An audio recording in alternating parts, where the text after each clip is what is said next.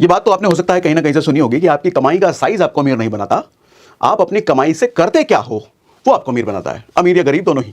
अभी हुआ क्या, अभी 2 दिन पहले मैं अपने किसी ऐसे मित्र के साथ बैठा था, टॉप की आईटी कंपनी में वो टॉप मोस्ट पोजीशन पे जॉब कर रहा है और उसकी सैलरी 5 लाख से ऊपर की होगी, मुझे पक्का पता है 5 लाख तो मिनिमम होगी। तो अभी रिसेंट सैलरी पूछा नहीं मैंने, लेकिन इतनी तो होनी चाहिए जिस पोजीशन पे है वो मुझसे पूछता है कि यार तेरी कुछ वीडियो देखी, तूने म्यूचुअल फंड, एसआईपी ये सब पे बात करता है, क्या होता है ये? और मैं शॉक्ड, इतना पढ़ा लिखा आदमी 5 लाख से ऊपर का महीने का कमा रहा है, इसको नहीं पता? तो फिर मैं क्या सोचता हूँ 15-20 हज़ार कमाने वाले कितने होंगे भारत में, इनको तो फिर कुछ भी नहीं पता होगा क्या कैसे होता है। तो मैं आज ऐसे लोगों को ही टारगेट करके ऐसे लोगों से ही बात कर रहा हूँ और इतना बेसिक से समझाऊंगा, इतना आसान भाषा में समझाऊंगा कि आपको समझ में पक्का आएगा और मजा जरूर आएगा, समझते समझते मजा भी आएगा। देखो होता क्या है, आप देखते होगे कई बार गाँवों में देखते होगे एक आदमी 25-30 हज़ार रुपये कमा रहा है और उसी कैटेगरी में एक दूसरा भी है, वो भी 25-30 हज़ार रुपये महीना कमा रहा है। ठीक, समझना मेरी बात को, 2 तरह के लोग हैं या 2 लोग हैं और दोनों की कमाई एक जैसी है।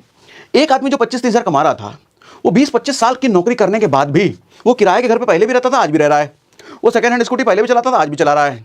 वो जिंदगी में ज़्यादा कुछ हासिल नहीं कर पाया, वो कर नहीं पाया, क्योंकि उसका कंप्लेन हमेशा से यही है, अरे 25-30 हज़ार में क्या क्या कितना कम बचा लेंगे, क्या बचेगा? अच्छा, वो इन्फ्लेशन ना घुसाड़ देना, महंगाई, वो इंक्रीमेंट ना घुसाड़ देना, अरे सैलरी बड़ी भी तो होगी, ठीक है बड़ी बड़ी होगी, ठीक है, हम उतना कैलकुलेशन नहीं जा रहे हैं, मोटा मोटी समझाने के लिए कह रहा हूँ कि 25-30 हज़ार कमाने वाला, ऐसे कई सारे लोग होते हैं। वहीं दूसरी तरफ एक 25-30 हज़ार कमाने वाला आदमी जो है, ये थोड़ा सिंघम स्टाइल हो गया, सिंघम नहीं सिंघम नहीं समझना। तो इधर वाला जो 25-30 हज़ार कमाने वाला है, आप देखते होगे 20-25 साल की नौकरी के बाद ये बेटी की शादी भी अच्छे घर में कर रहा है, ये गाँव में 3 मंजिला मकान भी ठोक दिया है, ये लड़कावा को दिल्ली में पढ़ा रहा है, खर्चा भी कर रहा है। कहाँ से कर रहा है? तो ये 25-30 हज़ार कमाने वाला, ये 25-30 हज़ार कमाने वाले से पूछता है, कहाँ से कर रहे हो, पैसा कहाँ से, इतना कैसे ला रहे हो? तो ये बताता, अरे इतने साल से बचाए हैं, उसी से हुआ है। बोला ऐसे कैसे बचा, इतना कैसे हो सकता है, तुम्हारा 9 सैलरी है तो हमारे बराबर है, इतना कैसे कर सकते हो? तो ये जो समझाता है इसको, अब मैं समझाता हूँ इसको, आपको समझना ध्यान से। होता क्या है, मुर्गी अंडा देती है ना, है? कितने अंडे देती है मुर्गी? कितने भी दे ले, 1 अंडा दे, 2 अंडा दे, 3 अंडा दे। अच्छा, मुर्गी जब 1 अंडा देती है, उस अंडे से जो मुर्गी निकलती है फिर वो भी अंडा देती है, फिर उससे जो मुर्गी निकलती है फिर वो भी अंडा देती है। ये क्रम कहाँ तक रुक सकता है? कहीं नहीं, अनंत काल तक चलते रह जाए। ठीक, तो मतलब एक अंडे में इतनी ताकत है कि पता नहीं कितने हजारों या लाखों अंडे आगे प्रोड्यूस करते चला जाए, चेन के थ्रू, चेन मतलब चेन बनता चला गया। ये MLM वाला चेन नहीं है, ये नॉर्मल चेन है जो हम देखते हैं। उसी तरीके से सर पैसा भी अंडा देता है। आपको क्या पगला गया, पैसा अंडा देता है, फालतू बात कर रहा है? नहीं, सुनो तो सही चाचा, पूरी बात तो सुनो पहले। मान लो आपका 100 रुपये है, उसको अगर किसी ऐसी जगह पर रख दो, ऐसी जगह पर जहाँ पर वो अंडे दे, पता चले आज हम छोड़ के गए, 2 दिन बाद वो 100 रुपये अंडा देकर के 110 रुपये बन गया, कल को वो 10 रुपये वाला अंडा बड़ा होकर के 100 रुपये बन गया, पता चले तो हमारा 100 रुपया 200 रुपये में बदल गया। अच्छा, 200 रुपया फिर एक अंडा दे तो पता चले फिर 210 रुपये हो गया। अच्छा, वो जो 10 रुपये फिर बढ़ गया, फिर 100 हो गया, तो हमारा डाला हुआ एक ही 100 रुपये था, अब वो 300 बन गया। ऐसे कल को हमारा एक ही 100 रुपये कल 400 बन गया, 500 बन गया, 600 बन गया। हमारा एक ही 100 रुपये गया था, 21 रुपये में ऐसी जगह डाला था और वो 500 बने, 600 बने, 700 बने। अब आप कहोगे ऐसी कौन सी जगह है भैया जो हमारा पैसा अंडा देने लग जाए? बेवकूफ़ बना रहे तुम, हमको सिखा रहे हो, हम भी वकील हैं, सुनिए वाला यूट्यूब पे मिल जाएगा। खैर तो पैसा अंडा देना भैया, अब हमको वो जगह तराशनी है जहां मेरा पैसा अंडा दे। लेकिन दिक्कत क्या है, वो जगह तो हम बाद में तलाशेंगे। ज़्यादातर आदमी वो पैसा अपने पास रखता ही नहीं है, अपने पास तो पहले रखे, तब तो अपने पास से निकाल करके ऐसी जगह रखेगा जहां अंडा देगा। ज़्यादातर आदमी अपने पास ही नहीं रखता। वो क्या करेगा, भैया मान लो कि 10,000 रुपये कमा रहा है, 10,000 रुपये उसका राशन पानी का 2,000 का खर्चा है, तो 2,000 रुपये उठा करके दे दिया राशन पानी वाले को, उससे चावल दाल आटा नमक तेल मंजन वो सब उठा लाया। मतलब 2,000 रुपये उसको दिया और बदले में कुछ चीज़ें उठा ली। कुछ कपड़े लत्ते खरीदने हैं, मान लो 1,000 रुपये कपड़े खरीदने हैं सबके मिला करके, तो 1,000 रुपये दुकान वाले को दिया और बदले में कपड़ा उठा लाया 1,000 रुपये का।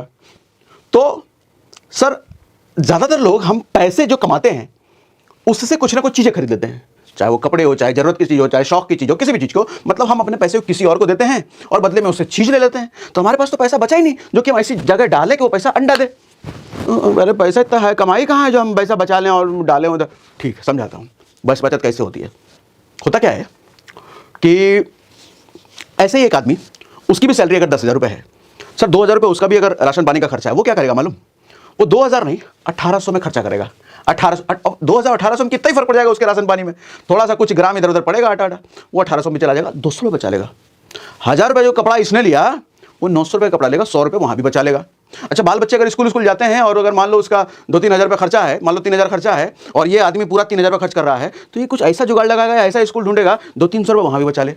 मतलब ये वाला आदमी जो है जहाँ भी खर्च करेगा, जहाँ भी चीज़ें जो भी खरीद रहा है वहाँ थोड़ा मोड़ा बचा लेगा। ये हर कैटेगरी की चीज में से हम अपने घर में जितनी भी चीज खरीदते हैं, हर कैटेगरी की चीज में थोड़ा थोड़ा बचाता है।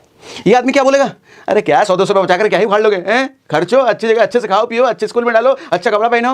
लेकिन ये आदमी क्या कहता है, 100-200 बचाने से बहुत कुछ होगा, आगे पता चलेगा। वो हर चीज में 100 बचा लेगा, किसी में 50 बचा लेगा, किसी में 200 चीज बचा लेगा, किसी में 500 बचा लेगा, थोड़ा थोड़ा थोड़ा थोड़ा थोड़ा करके बचाता रहेगा। और महीने के अंत में वो देखता है कि ठीक ठाक बच गया भैया, 2-3 हज़ार रुपये अलग से हो गया है। तो उसने क्या किया, पैसा अपने पास ले लिया। अब वो इस पैसे को ऐसी जगह डालेगा जहां पैसा क्या दे, अंडा दे। ठीक, अब ये जगह जो है ना, इसी को हम कहते हैं इन्वेस्टमेंट। उस जगह पर डालना मतलब हम पैसे को इन्वेस्ट करना। अब सवाल आता है, डालने की कौन सी जगह है भैया? देखो, डालने की बहुत सारी जगह है। एक आम आदमी की नज़र में सबसे पहली जगह जो आती है, हमने जब नौकरी चाकरी पहली बार पकड़े थे, पापा का फोन आया था, अब तो तुम्हारी नौकरी लग गई है, हमको तुम 3 हज़ार रुपये महीना भेजना शुरू करो, तुम्हारा पैसा में LIC में डालेंगे। ऐसा आपको भी आया क्या? कमेंट बॉक्स में लिख के बताइएगा। हम लोग के पापा लोग कहते हैं एक ही इन्वेस्टमेंट है, बेस्ट इन्वेस्टमेंट, LIC में पैसा डालो। बुरा नहीं है, ठीक है। कुछ लोग बैंक में रखते हैं, कुछ लोग FD करते हैं, कुछ लोग रिकरिंग डिपॉजिट करते हैं, कुछ लोग LIC में डालते हैं, कुछ लोग कोई पॉलिसी खरीद लेते हैं, ठीक है। लेकिन इसमें दिक्कत क्या है मालूम? हमारा पैसा अंडा तो देता है, अंडा देता है, लेकिन उस अंडे को एक राक्षस लेके भाग जाता है। हमारे पैसे ने अंडा दिया, राक्षस लेके भागा, फिर हमारे पैसे ने फिर अंडा दिया, फिर राक्षस लेके भागा, फिर हमारे पैसे ने फिर अंडा दिया, फिर राक्षस लेके भागा। मतलब हम कहीं 100 रुपये अगर डाले हैं तो कई सालों तक सिर्फ 100 ही रुपये रह जाता है। हम इंतजार में, हमारा पैसा अंडा दिया होगा, बड़ा होगा, लेकिन अंडा कुछ देवे नहीं किया, वो 100 का 100 ही रह गया। 5 साल भी 100 ही रुपये है, 10 साल बाद भी 100 ही रुपये है। वो अंडा हो क्या रहा है? अंडा दे तो रहा है पैसा, लेकिन राक्षस लेके भाग जा रहा है, हमारे इससे कुछ नहीं आ रहा। वो राक्षस कौन है मालूम? महंगाई, इन्फ्लेशन। वो पीपली लाइफ का गाना सुने हो, महंगाई डायन खाई जाते हैं। उधर डायन, इधर राक्षस, चाहे राक्षस बोलो डायन बोलो, ये आपके उस अंडे को खा जाती है। अब दिक्कत ये हो रहा है, जब अंडा सारा खा लिया जा रहा है तो पैसा हमारा बढ़ नहीं रहा है, तो क्या करें? समझाता हूं कि महंगाई क्या राक्षस है, कैसा राक्षस है, कैसे काम करता है। सर 2010 में ना मेरे पास स्प्लेंडर था। स्प्लेंडर हमने खरीदा था 2010 में, 2010 से 2009 में आसपास खरीदा था, 50 हज़ार रुपये के आसपास खरीदा था। अब उस समय सोचो कि मैं स्प्लेंडर ना खरीद करके वो 50 हज़ार रुपये बचा देता, कहीं इन्वेस्ट कर देता, कहीं LIC बैंक FD कहीं कुछ कर देता, और आज 2025 जो आने वाला है, 2025 में मैं सोचता, कोई प्लान मैंने खरीद लिया, मान लो कोई पॉलिसी खरीद लिया और मुझे बोला जाता कि आज डालो 50 हज़ार रुपये और 1 लाख रुपये हो जाएंगे, तो 1 लाख का तुम कुछ बड़ा बाइक खरीद लेना, स्प्लेंडर से ज़्यादा महंगी बाइक खरीद लेना। तो ठीक है, हमने मान लिया। हालांकि इस एग्जाम्पल में रियलिटी थोड़ी कम दिख रही होगी आपको, लेकिन अजम्पशन है, मान लो ना, समझाने के लिए एग्जाम्पल दे रहा हूँ। 50 हज़ार रुपये 2010 में इन्वेस्ट कर दिया कि 2025 में निकालेंगे भैया 1 लाख हो जाएगा हमारा डबल, और 1 लाख से ज़्यादा कोई महंगी बाइक लेंगे और अच्छी बाइक लेंगे, स्प्लेंडर थोड़ी लेंगे। लेकिन 2025 आते आते क्या हुआ, सरवा स्प्लेंडर का दमवा हो गया 1 लाख रुपया। अब 1 लाख में स्प्लेंडर मिलता है, और अच्छी बाइक तो छोड़ो, जो अच्छी बाइक है वो और महंगा हो गया। तो इसका मतलब जो 2025 में मेरे को 1 लाख रुपये मिला, जो मैंने 50 हज़ार उधर डाला था, 2025 में 1 लाख मिला, अब मैं और अच्छी बाइक लूंगा, पता चले भैया स्प्लेंडर हाथ में आएगा अभी भी। मतलब 2010 में 50 हज़ार लगा रहा था और अब 1 लाख लगा रहा हूं। उस 2010 में 50 हज़ार में स्प्लेंडर हाथ आ रहा था, आज 1 लाख लगाने के बावजूद भी स्प्लेंडर हाथ में आ रहा है। क्यों? क्योंकि स्प्लेंडर की कीमत बढ़ गई, स्प्लेंडर महंगाई बढ़ गई। ऐसे ही महंगाई हर चीज में बढ़ती है, हर एक चीज में, पैर के नाखून से सर के बाल तक इस्तेमाल होने वाली जितनी चीजें हैं, हर चीज में महंगाई बढ़ती है। तो अब वो आदमी जिसने मेरे को बोला कि 2010 में 50 हज़ार डाल 1 लाख होगा, तो उसने बेवकूफ़ बना दिया ना मेरे को। 1 लाख होने के बावजूद भी मैं कुछ उखाड़ ही नहीं पाया। क्या हुआ? अरे 1 लाख में वही चीज़ मैं खरीद रहा हूँ जो 2010 में खरीद पा रहा था मैं। तो क्या मेरा पैसा डबल हुआ? हाँ, डबल तो हुआ, लेकिन उस डबल होने का कोई फायदा मिला मुझे? कुछ फायदा नहीं मिला। क्यों? क्योंकि उस 1 लाख से भी वही चीज़ मैं खरीद पा रहा हूँ भैया जो 2010 में खरीद पा रहा था। कुछ ज़्यादा अच्छी चीज़ तो मैं खरीद ही नहीं पा रहा, क्योंकि अच्छी चीज़ और ज़्यादा महंगी हो गई। इसी को कहते हैं महंगाई नामक राक्षस। पैसा आपका बढ़ता है, लेकिन बढ़े हुए पैसे को कौन खा गया? महंगाई नामक राक्षस। तो पैसा आपको लगता है कि डबल हो गया, ट्रिपल हो गया, लेकिन हुआ नहीं। महंगाई भी डबल हो गई उसके साथ साथ। जितने साल में पैसा आपका ट्रिपल हुआ, महंगाई भी ट्रिपल हो गई। तो महंगाई नामक डायन खाई जाते हैं, ये वही वाली महंगाई है। तो पैसा क्या अंडा दिया, लेकिन अंडे का हमको कुछ मिला नहीं मिला, तो हमारा पैसा वहीं का वहीं रहा। तो इसका मतलब 2010 का 50 हज़ार और 2025 का 1 लाख इक्वल टू बराबर, दोनों की औकात बराबर, बिल्कुल बराबर। फायदा कब होता? जब उस समय का 50 हज़ार 2025 में कम से कम 1.5 लाख हो जाता, तब मेरा फायदा।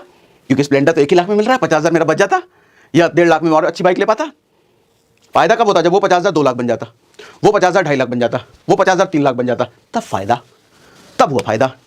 तो सवाल उठता है हम कहाँ डालें पैसा कि मेरा पैसा ज़्यादा बढ़े, है ना, सवाल यही है ना सर। LIC बैंक या कोई पॉलिसी बुरा नहीं है, सबके अपने अलग अलग रिलेवेंस हैं, बुरा मैं नहीं कह रहा किसी को, लेकिन एज ए इन्वेस्टमेंट ये कुछ अच्छे ऑप्शन नहीं है, क्योंकि एज ए इन्वेस्टमेंट आप देखोगे 5-6% से ज़्यादा आपको मिलता नहीं है, और वही 5-6% महंगाई बढ़ रही है। मतलब इधर आपका पैसा बढ़ रहा है 6% की दर से हर साल। आज 1 लाख अगर डाले किसी चीज़ में तो अगले साल वो 1,06,000 हो गया, देखने में बड़ा अच्छा लग रहा है, अरे 6,000 बढ़ गया मेरा पैसा एक ही साल में। लेकिन इधर महंगाई भी तो 6% भाग गई, तो आपका 1,06,000 में क्या खरीदोगे? वही जो पिछले साल 1 लाख में खरीद रहे थे, क्योंकि महंगाई बढ़ गई।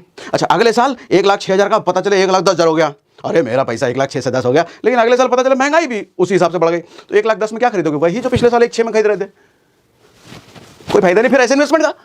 क्या फायदा ऐसे इन्वेस्टमेंट का? ऐसे इन्वेस्टमेंट को मोर बेवकूफ बन रहे हो। फिर कहां डालें सर? ऐसी जगह हमको पैसा डालना चाहिए जहां पर ये जो महंगाई का दर है, हर महंगाई का भी दर होता है। अभी देखो, गूगल करोगे ना इन्फ्लेशन रेट, आप गूगल में लिखोगे तो आपको रेट मिल जाएगा 6%, 7%, 5.5% के आसपास का रेट मिलेगा। हर साल ही बदलता रहता है। तो हम अगर 6% मान लें, महंगाई हर साल अगर बढ़ रही है, तो हमको पैसा ऐसी जगह डालना पड़ेगा जहां कम से कम 7% से ऊपर या 8% से ऊपर या 10% से ऊपर या 12% से ऊपर मेरे को रिटर्न मिले। मतलब ऊपर जितना ज़्यादा, 12 मिले, 15 मिले, 20 मिले, जितना ज़्यादा मिले उतना अच्छा है।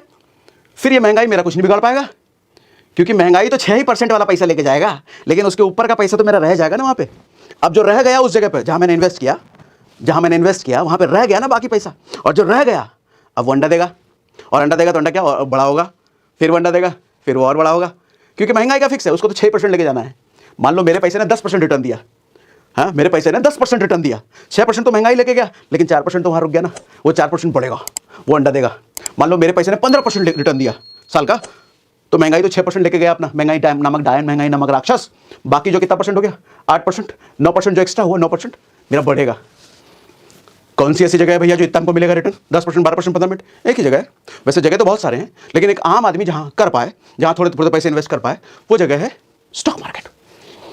स्टॉक मार्केट सुनते ही बहुत सारे लोग का एंटीना खड़ा हो जाता है। ये वही जहां जुआ होता है, ये वही जहां पैसा डूब जाता है लोगों का, ये वही जहां लोग सुसाइड कर लेते हैं, लोग कंगाल हो जाते हैं, ये वही स्टॉक मार्केट, शेयर मार्केट की बात कर रहे हो। बहुत सुने हैं। तुम आज क्या बताओगे? हम 2001 से जानते हैं, आज आए हो बड़ा बताने शेयर मार्केट, जुआ वाला काम करवाओगे हमसे। पागल ऐसे? मेरा LIC ठीक है, मेरा FD ठीक है, मेरा पोस्ट ऑफिस ठीक है, मेरा EPF में पैसा डालना ठीक है, PPF में पैसा डालना ठीक है, सुकन्या निधि योजना में ठीक है, या सरकारी कोई भी योजना में ठीक है। स्टॉक मार्केट का बात मत करना मेरे से, पैसा डूब जाता है वहाँ पे।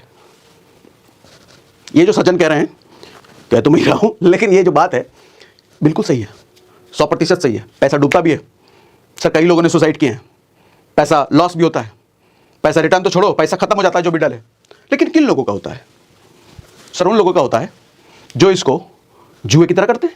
जुए की तरह? ये कौन सी तरह? कैसे होता है? समझाता हूं। मान लो कोई बिजनेस आप कर रहे हो, साड़ी का दुकान आपने खोलना है, मान लो साड़ी का दुकान कहीं खोलना है।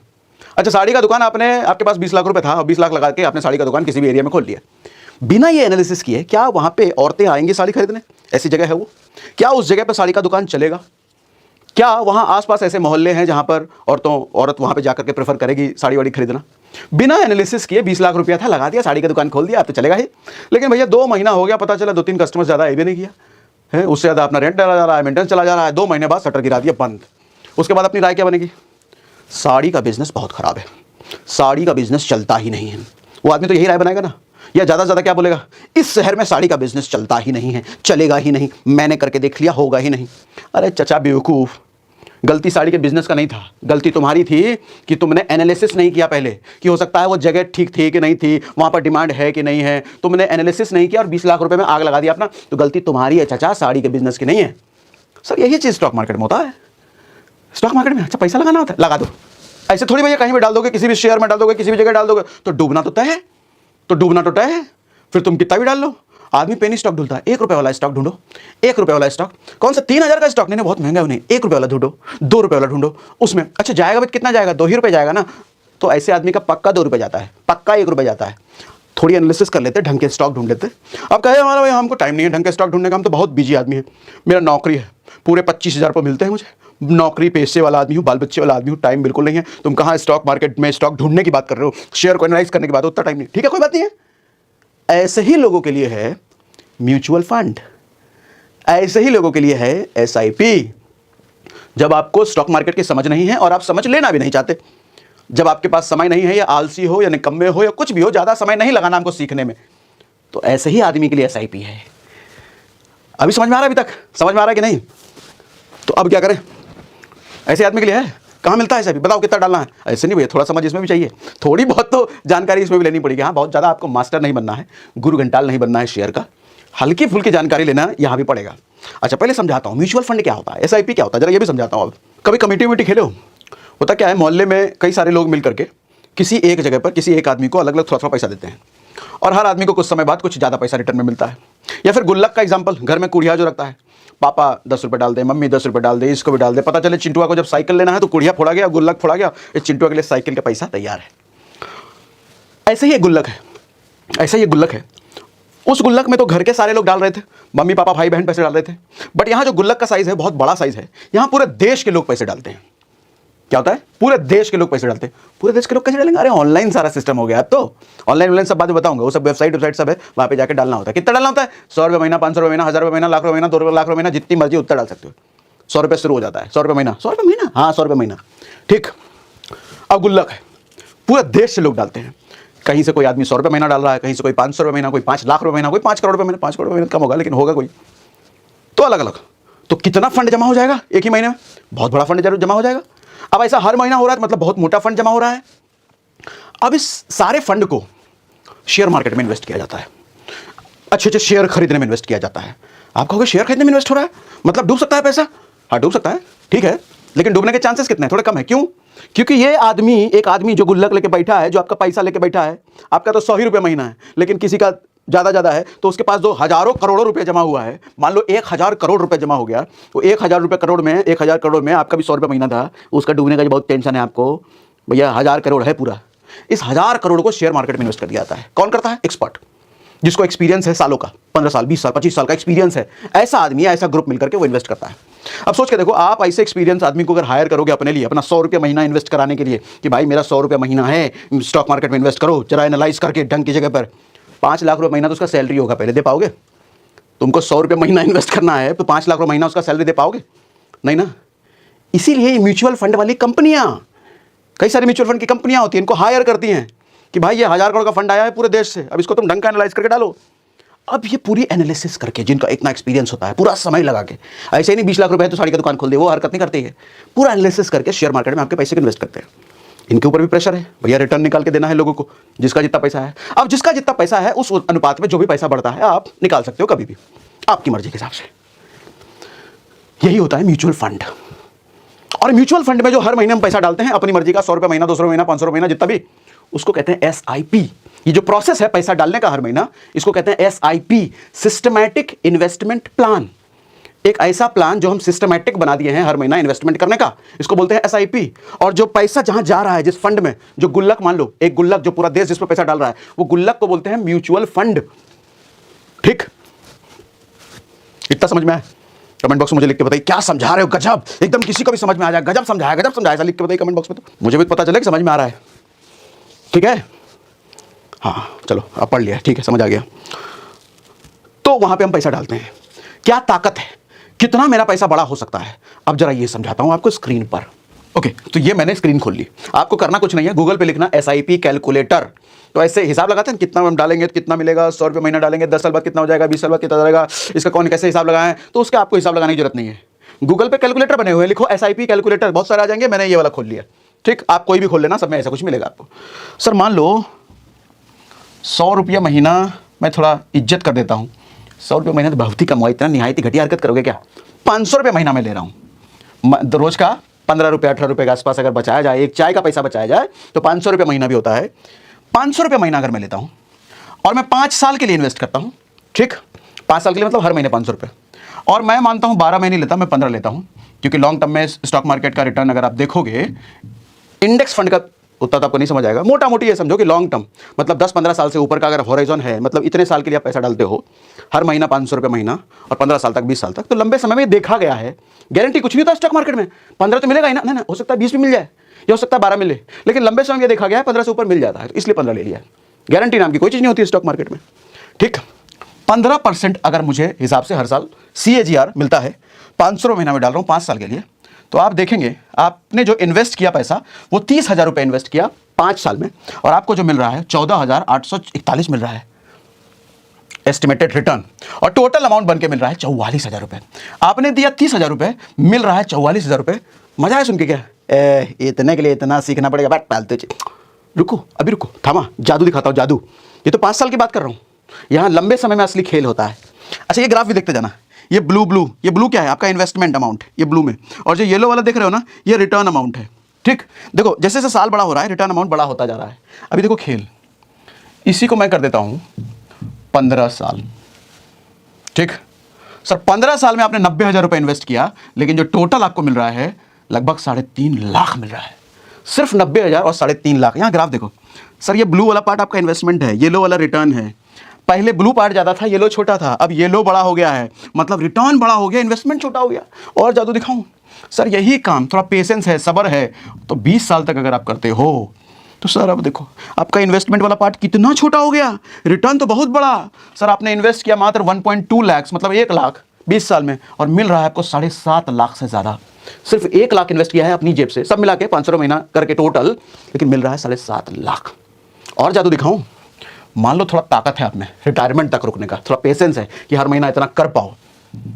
सर यही खेल अगर 40 साल तक ये अब कर दिया ना, तो सर आप इन्वेस्ट करोगे 2.4 लाख 40 साल तक, 2.5 लाख तक, 2.5 लाख रुपया, लेकिन मिलेगा 1.5 करोड़ से ज़्यादा।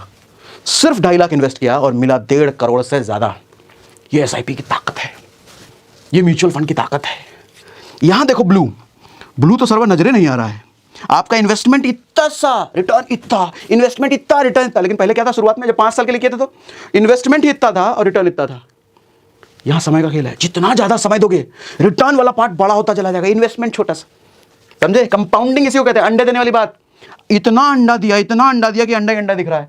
मेरा जो डाला हुआ पैसा छोटा हो गया, खूब अंडा मिला, मतलब कम समय में कम अंडा मिलेगा, ज़्यादा समय में अंडे का अंडा, अंडे का अंडा, अंडे का अंडा मिलता रहेगा। गाना था ना, अंडे का अंडा, वही हो गया ये। ठीक, ये SIP की ताकत है, ये म्यूचुअल फंड की ताकत है। 15 का 20 भी हो सकता है, 15 का 12 भी हो सकता है, 10 भी हो सकता है, इसकी कोई गारंटी कभी नहीं होती। लेकिन हाँ, आपका जो 2 कौड़ी का इन्वेस्टमेंट है, जो आप पहले से करते आ रहे हो, उससे तो कहीं ज़्यादा देगा ये। यहाँ अंडे का अंडा बनने का पूरा मौका मिलेगा। वहाँ तो आपका जो अंडा दे रहा है, महंगाई नामक राक्षस खा जा रहा है ना, इधर वो नहीं होगा, इधर नहीं होगा। लेकिन एक ध्यान रखें, लॉन्ग टर्म की बात कर रहा हूँ मैं, 2-3 साल के लिए मत आना। 2-3 साल के लिए आपका वाला ही ठीक है, क्योंकि लंबे समय में अंडे का फायदा मोटा मिलता है, लंबा ज़्यादा अंडा मिलता है। और मेरे हिसाब से लंबे समय का मतलब 10 साल से ऊपर के लिए आना कम से कम, शॉर्ट टर्म के लिए नहीं। मज़ा आएगा, सीखने को मिला। SIP आज समझ में आया तो कमेंट बॉक्स में लिख के बताइए, मज़ा क्या समझाया, आज से पहले ऐसा किसी ने समझाया नहीं था, ऐसा लिख के बताइए जरा। आज के लिए इतना ही। तो देखा आपने दोस्तों, कैसे सागर सिन्हा सर ने कितने ही सिंपल से एग्जाम्पल के साथ हमें सिखाया कि कैसे एक छोटे से अमाउंट के साथ ही हम कैसे SIP करवाकर आने वाले समय में एक बिग अमाउंट की वेल्थ को खड़ा कर सकते हैं। कैसे हम अपनी रोज की जरूरतों में से ही थोड़ी थोड़ी सी बचत करके SIP से ही फाइनेंशियल फ्री होकर एक टेंशन फ्री और हैप्पी लाइफ को जी सकते हैं। तो दोस्तों, आज से ही SIP का संपूर्ण ज्ञान लेकर आज से ही SIP करना शुरू कर दें। सागर सिन्हा सर चाहते हैं कि उनसे जुड़ा हर एक इंसान छोटी छोटी सी बचत से जल्द ही अपने लिए एक बड़ा फंड जोड़ना शुरू कर दे और एक मुकाम को हासिल कर ले। तो दोस्तों, अगर आपको सागर सिन्हा सर के ऐसे नेक विचार पसंद आते हैं और आप भी सागर सिन्हा सर के फैन हैं, तो वीडियो को लाइक करना और चैनल को सब्सक्राइब करना ना भूलें।